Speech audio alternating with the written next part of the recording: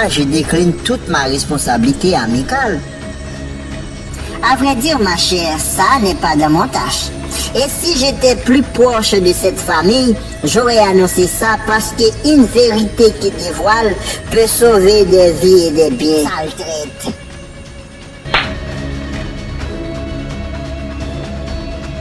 J'ai rêvé ou quoi?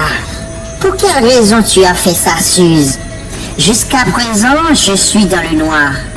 Tu es la première personne qui a causé ce genre d'action. Avant de dire et de faire de plus, dis-moi la raison. Tu ne peux faire rien, rien du tout. Vous êtes dans la clarté, pas dans le noir.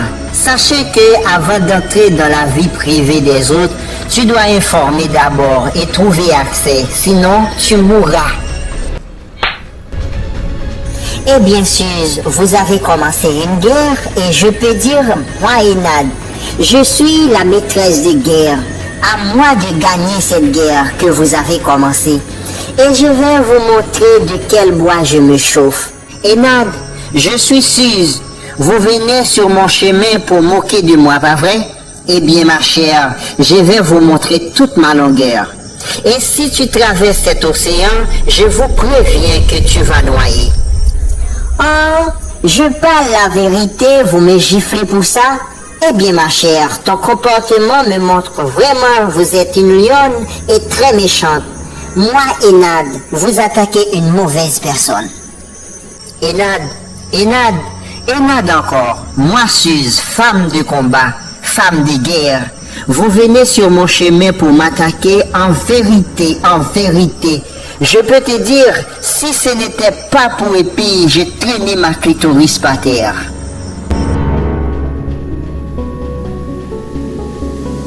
Harold, avant de vivre mieux, je passais des misères. Je travaillais dur pour élever 3 enfants.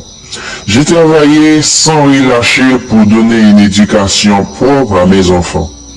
Je ne comprends pas pourquoi cette division au sein de ma famille. Monsieur Roland, je sais. Depuis tout petit, lorsque j'ai grandi, je connais tout ça.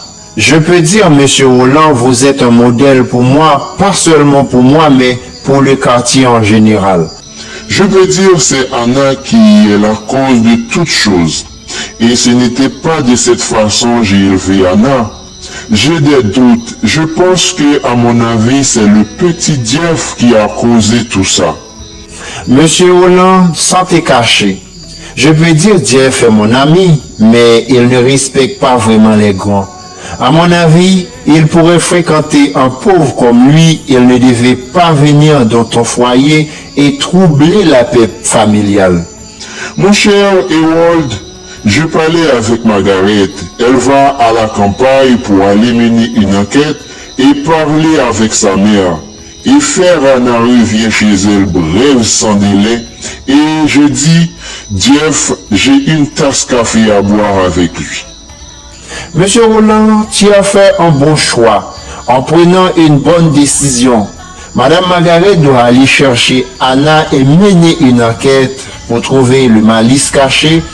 Et je vais rejoindre à Jeff. Je donnerai ces mots que vous avez déclarés.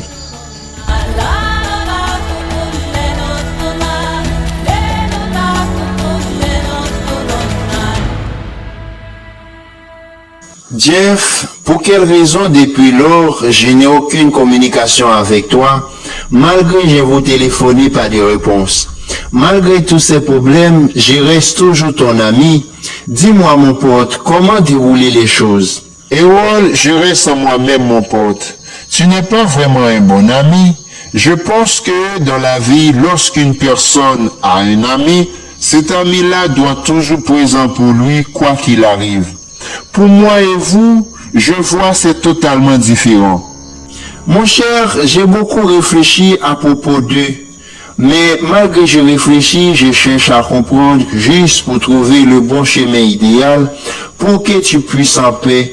Je n'ai pas trouvé. Donc, j'ai fait des efforts et je contacte mon ami Jackie. Pas de réponse. Je peux dire merci pour tes réflexions. Et tu dois mettre fin à ça. Malgré que je n'ai pas de moyens, je connais vraiment on est dans une difficulté. Je gère ça avec professionnalisme.